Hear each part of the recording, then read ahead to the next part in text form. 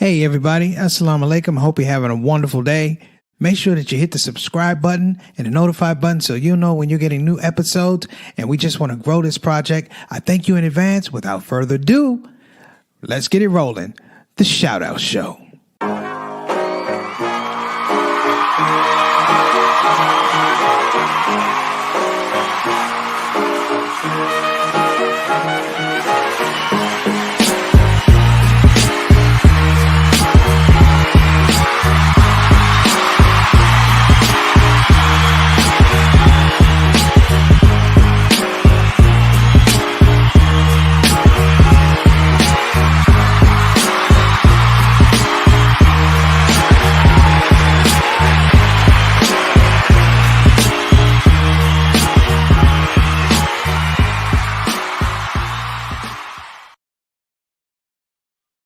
Assalamu alaikum warahmatullahi wabarakatuh, everybody. I'm Preacher Moss, host of the S.O.S. A Shout Out Show. I hope everybody's having a fabulous Wednesday. It's hump day, so you're halfway through the week.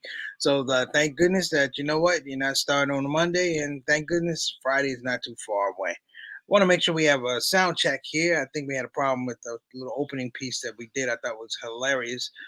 Shout out to Sister Sultana, who's already in the comment section. Sister Sultana, does that sound okay? Please let me know. No YouTube intro has sound. Okay. Um, okay. No YouTube intro has sound. Okay, do I have any sound, Sister Sultana? Can you let me know? Inshallah. So this is one of the hustles, brothers and sisters, of using these platforms, and I want to say no knock to YouTube or Facebook or Twitter, but definitely YouTube is very, very aggressive in terms of content. Like you use a platform and then they feel like they own your content, and as a result of them owning your content, when you bring certain things on, like music or stuff like that, they tax you. So some of the intros that I actually have for the show, they're actually pretty funny. You can't use them because they have pieces of music in them, and so you'll get a note from them saying that they disturbed, or if in this particular case, they actually disturbed the actual transmission, so the intro had no sound. So I apologize about that. I guess it just goes to show, man. Everybody's trying to make a buck. So let me back up out of that. Let me welcome everybody to the SOS, the Shout Out Show. If you're coming to the show for the first time, we appreciate you. We know you could have been other places and you made a decision to be here. We hope that we can and somehow validate your decision, if you will. And if you're here for the first time, simple rules. You are part of the SOS, the Shout Out Show family. And that means that you have access to the comment section. If you have something you want to say, just get in the comment section and say it. Aren't you tired of not being heard, your voice not being heard, your thoughts not being respected? That's why we have this show. My platform is your platform. So please come on board and have a little bit of fun. That's number one. Number two is, if you don't mind, we're trying to grow a platform here.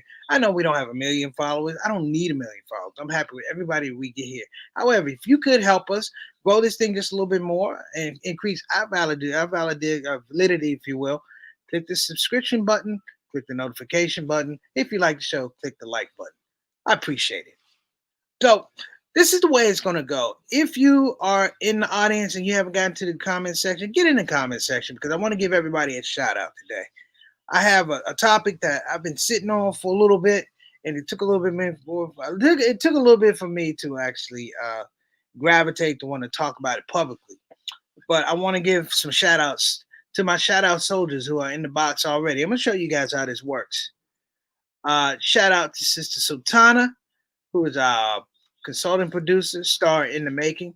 Make sure I'm on touch. See how I could say, Sister Sultana, what's going on with the sound? She lets me know right away. That's teamwork. That's when you have a great team, brothers and sisters. And she's going to be a heck of a host. I'm telling you guys, keep an eye out for Sultana Whitfield doing big things. Sister Ika always coming out from Indonesia. She's getting off that prayer rug. Appreciate you, Sister Ika. Assalamu alaikum warahmatullahi wabarakatuh to you and your family. Thank you for joining us. I know you joined early. And as well, I give it to my mom is also on my case. Make sure the sound is okay. Give it up for mom. Thank you, mom. It's funny when you can yell at your mother downstairs. You know what? But I don't take that blessing for granted. I would yell at her. Hey, it'll be a time I won't be able to. So I'm gonna yell all I want to. So, want to give a shout out to Miss Mary Moss, Mama Son. My brother Altaf Rashid coming all the way, brothers and sisters, from Toronto. Big ups to you, brother. You know, you're like a steady Eddie, man. We appreciate you coming on the show. And your comments are always welcome. I don't know what the weather was looking like there, but I hope so. And this is my little brother right here, Adam Khan. Adam, I always forget where you're from, man. And I forgive me because you've told me a million times. I just know you're from the Toronto area, and you know my little brother. Whenever I go to Toronto, I hook up with Adam. Adam is a good family friend, and we appreciate you, brother. So I don't want to make sure I want to make sure I don't overlook that. But we appreciate you coming on the show. And you are right, man. Teamwork makes the dream work. Teamwork makes the dream work. Sister Sultana Ali coming all the way from New Jersey, originally from New York City. I'll be there this weekend, inshallah. Sister Tana, thank you for coming on the show, and we appreciate you. You know, everybody makes a contribution sometimes, and I feel like sometimes the whole political process, economic problems, COVID, people don't realize the intricacies and the miracles of people just making contributions. You know, when you get a vaccine, a lot of times it's like, oh, we have a vaccine. Nobody realized all the contributions that went into that vaccine coming to the marketplace, being tested, being retested, all the research. So I'm learning a little bit more that you have to thank people along the way. Don't wait till the end of the process. Thank them along the way. So as I do the shout out show, I want to make sure I thank all of you along the way. So I want to get to this topic here. The game of perception. Will the truth survive in 2021? Well, if I'm going to look at our political structure, I am a little bit worried because January 6th was supposed to have a certification of the vote for the Electoral College to officially name Joe Biden president of the United States. Already, we have some GOP brothers who are saying that they are going to gum up the works and delay the process. Here's my deal: if you have a valid argument, I understand, but you have no valid argument. There's no fraud and there's no proof. If you show me some proof, hell, I might even rock with you. But there's been no proof. This is just a case of sour apples in the case of people being spoiled, and I'm saying spoiled at the cost of American democracy. But that's not what I want to talk about today. I want to talk about the game of perception. And the question is, will the truth survive in 2021? I'm gonna give you guys a little adage. This is several years ago. Several years ago, learned a very valuable lesson. This is as an adult. Very valuable lesson. I'd taken my mother down to Danville, Virginia, where she's from, her hometown. And while we were there, she found that her cousin's wife had passed away. Her cousin Morris's wife had passed away. And we went to go see cousin Morris to pay our respects. This is what you do. We're in town. You pay your respects. Brothers and sisters, I've done a lot of things in life and in this community and had a successful career. That doesn't matter. This is what happened to me. As I sat there and I met my mother's friends and relatives and people she hadn't seen in another number of years, I was relegated to the fact that nobody really wanted to know my name. Nobody cared. People kept asking me, "Who are you? Who are you? Who are you?" And I kept saying, "I'm so and so. I'm Preacher Mars. I'm Preacher Mars. I'm Brian Mars. I'm Brian." And the people would look around and they kept saying, "Who are you? Who are you?" And I kept telling them my name, but they kept going, "Who are you? Who are you?" And at some point, somebody from the corner goes, "Hey, that's May's boy." My mother's name is Mary, but they call her May. That's May's boy. And everybody had, "Oh, that's May's boy." Oh, and they knew everything about me. "Oh, yeah, I heard you're a comedian." But it was them going, "That's May's boy." And what I drew from this is just the integrity of people. They want to know not just about you or your family. And all that information follows a chain of command, brothers and sisters. And that chain of command is called integrity. Integrity in families, integrity in situations. And I told my mother today, I really respect that. That language that tells you that this lineage, this family has some type of position, some type of contribution in this city. Not me, but my mother and my grandmother and my uncles and my grandfathers have something. And as children of these people, we are made, brothers and sisters, to pay homage and attention to this legacy. That is about perception. These days, it's not about perception. It's about doing sleight of hand, about being able to turn people's perceptions. The magic of Satan is that he can show you the truth and make you run away from it, thinking that there's some other truth. In the education game, we always used to talk about charter schools and schools for the gifted. And a really good a guy, Malcolm Gladwell, I don't know if you ever read him. He framed schooling in the most eloquent way. He says, imagine, brothers and sisters, listen to perception. He said, imagine that there's a school that's top flight, has the latest in technology. The teachers are fighting to get into that school to teach. Everybody wants to be a principal there. Teachers want to be involved in that. Parents are to the point of almost doing illegal things to make sure their kids get into that school. He says, you have that school, and then you have what's left. Ideally, we want that. But these days, perception goes, maybe you don't want it. Maybe you want this over here. Maybe I'm going to offer you this alternative. This is what you want, but this is what I'm going to give you. And you're going to be happy with what I give you. So it's not to talk about brothers and sisters, politics, religion. It's about perception. Let me continue. And let me give a shout out. Sister Satana wanted to ask all women who are in agreement to inauguration are going to wear pearls. Okay. We're gonna wear pearls. Okay. I like it. I like it. But let me tell you about perception. Perception, in some regards, is the second cousin of truth. And people would rather deal with the second cousin than actually deal with the truth. This is a story I told my mom today. We were talking about language. How, I try and speak, my mom said speak proper language, and we agree and disagree. I said, but I grew up around people who didn't necessarily speak proper language. Any of us in this place right here, if you go back 50 years, okay, if you go back 50 years, particularly African American community, if you go back 50 years, you're going to find that your parents or your grandparents, if you will, didn't necessarily speak proper English. They might have some Southern twang or island twang, but they didn't speak proper English. And what's important about them not speaking proper English is that there was integrity in what they were saying. It's like blues music. I never want to hear a blues song with proper English because it's not a blues song, brothers and sisters. I love the blues. I love Coco Taylor. I love Howlin' Wolf. I love all these guys. I love Big Dixon. I love all these folks. Can you imagine a blues song sung with proper English? No? I'm a big Muddy Waters fan. One of my favorite songs is Manish Boy. Manish Boy is, now when I was a young boy, about the age of 5, my mama said we are going to be the greatest man alive. Now I'm a young man, all the way past 21. Since believe me, baby, I still have lots of fun. Now imagine if that was sung with proper English. When I was a young boy at the age of 5, my mother, Mumsy, said I was going to be the greatest man alive.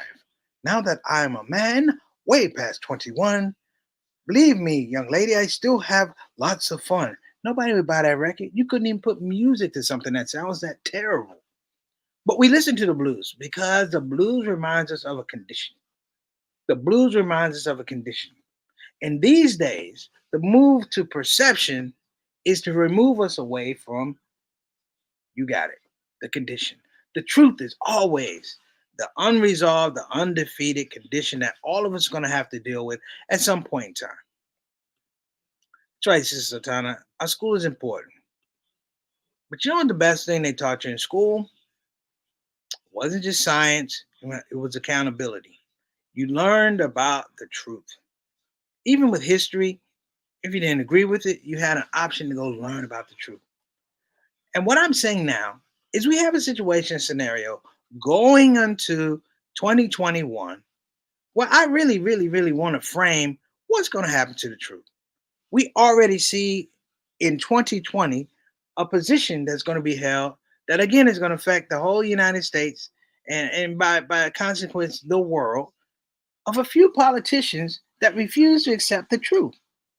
And in refusing to accept the truth, They know that they have credibility to do so because there's so many people that support them.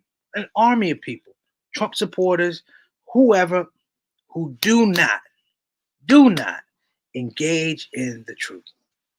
A couple shows back, we talked about the social media thing, the social media dilemma, and I talked about the film that was on Netflix.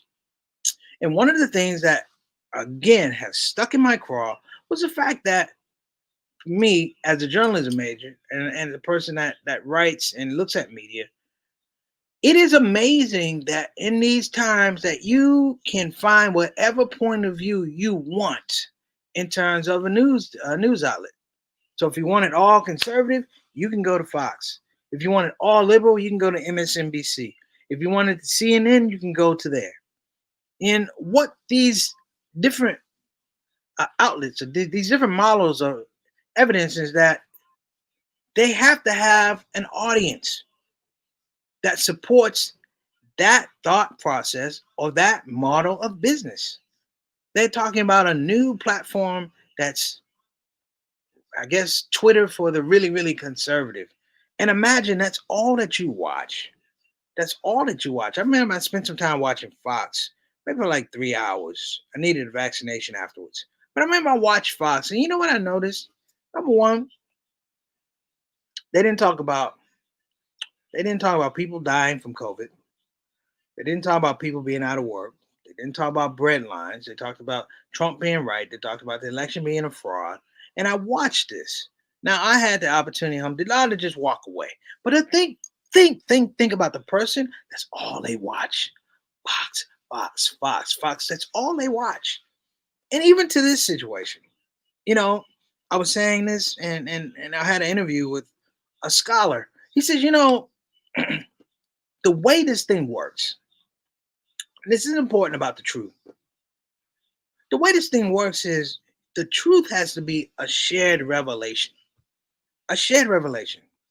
Like in poverty, people think people are poor because what they want to be poor. No, it's very expensive to be poor. You know why? Because when you're poor, the one thing, the one commodity that is extremely important, you don't get. And that commodity is the truth. That commodity is information that can help lift you up. It's expensive to be poor. Everything costs more. Food, healthcare, uh, shelter, everything costs more. And it's, I guess, the diabolical part about it is a lot of times, if you're poor, your resources or your brothers in arms are also going to be poor. That's the truth. Unless somebody brings a different type of truth in. Now, I'm not going to talk about the poor, other than these are people with incredible courage and character. They get up and they do it every day.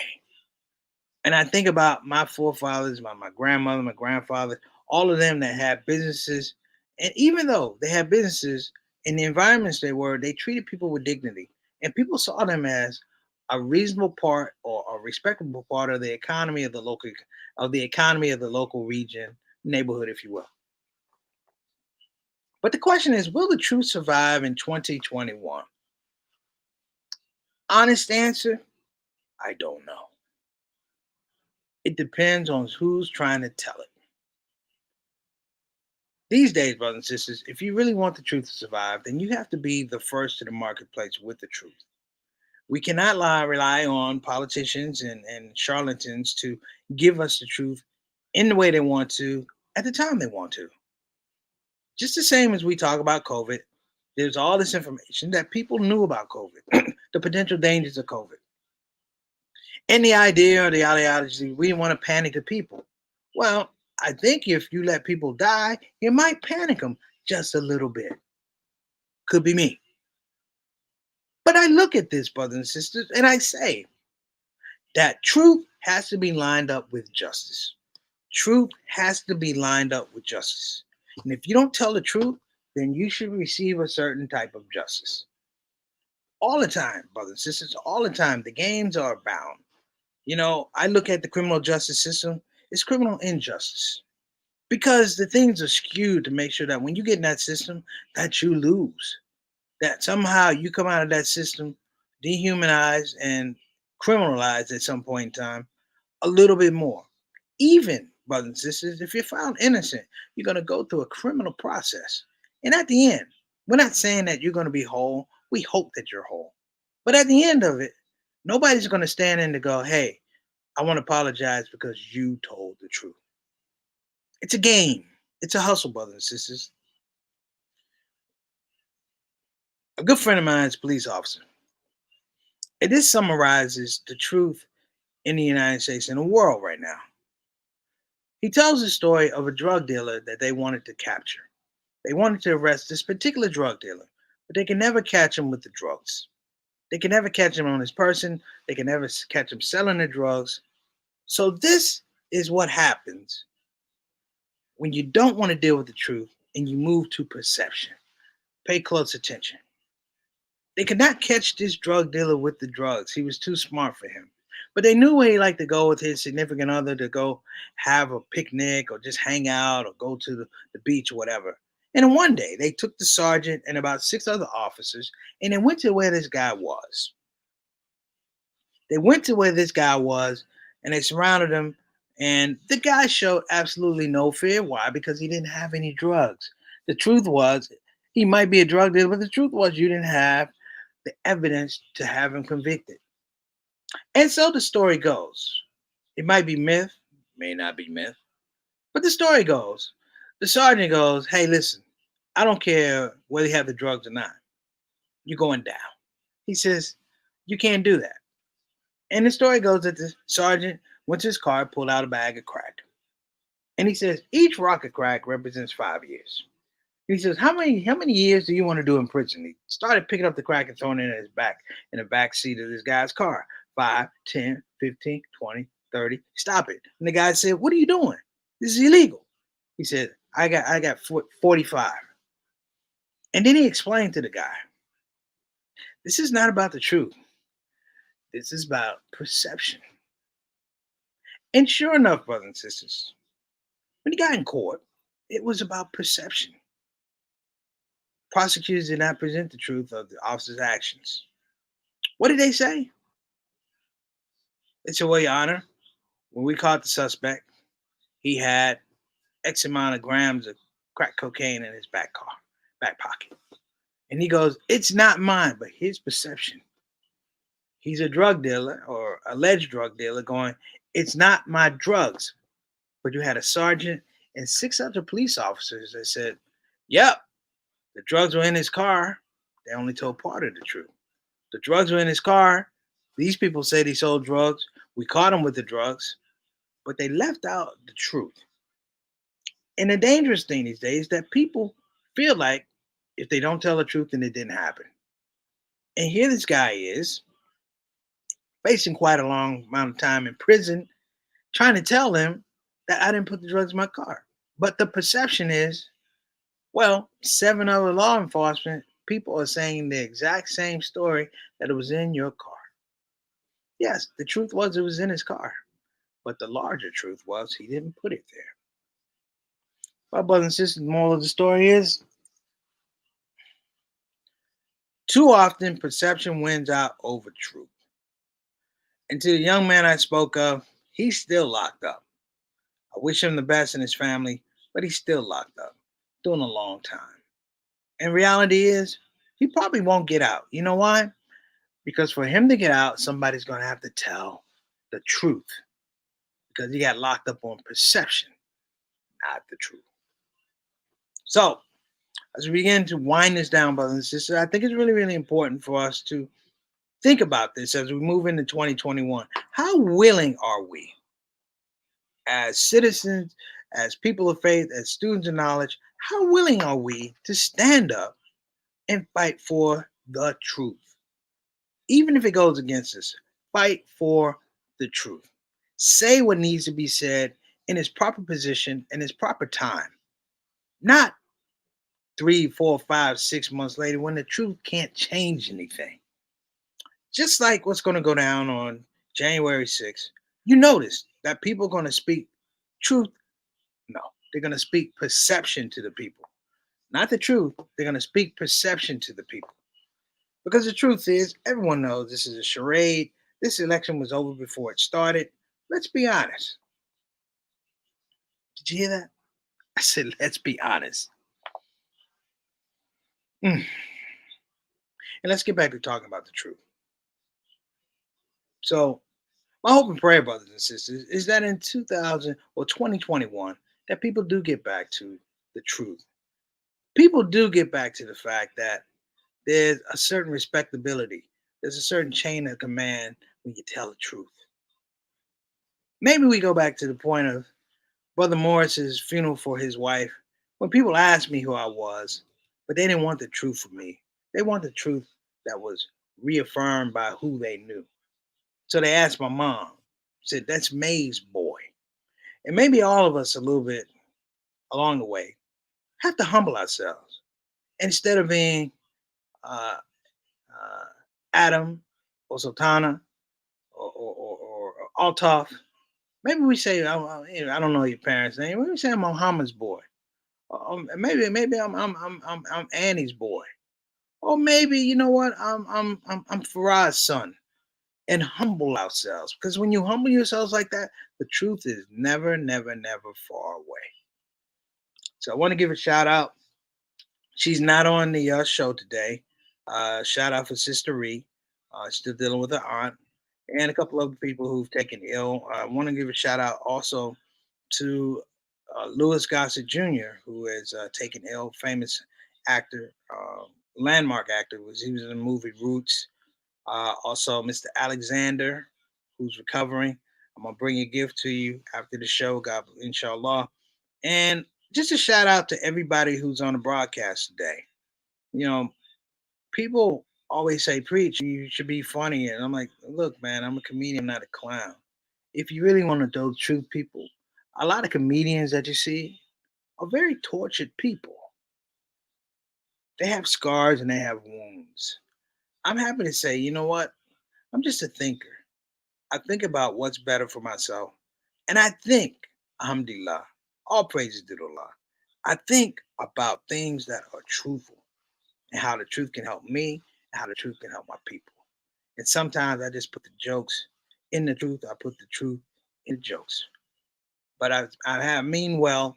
And like I said, I just hope everybody can rock with that for a little bit. So thank you. And I want to give a shout out also to somebody, to a group that's been very important to me. I asked for their promo because I felt like they've been doing some really, really exceptional work. This is Bayan College. Many of you know that I'm inshallah going to be graduating this year from Bayan. And I would just hope everybody would, just give them a little. Yeah, not a donation or anything. Just give them a little love, man. They're doing some really great stuff with people who are trying to learn about this religion, but more so have it serviceable to the people, so we can go help our people. So, uh, outside of that, you guys have been amazing as always. I hope to see you soon, inshallah. Assalamu alaikum warahmatullahi wabarakatuh. That's a shout out show. Take care, and we will be back sooner than later. Take care now. The spiritual legacy of Muhammad is love. I mean, it's what he's done all of his life, and that is the message of Islam. My name is Fatin Saifullah. I'm from Las Vegas. I've been a resident imam of Masjid Asabur for the last 18 years. Assalamu alaikum. My name is Corey Majid, and I am a Muhammad Ali scholar. When I'm able to stand before you all and say that I'm a graduate, I graduated with my master's. It's not just me graduating. It wasn't just me in the classrooms. It was me and my community.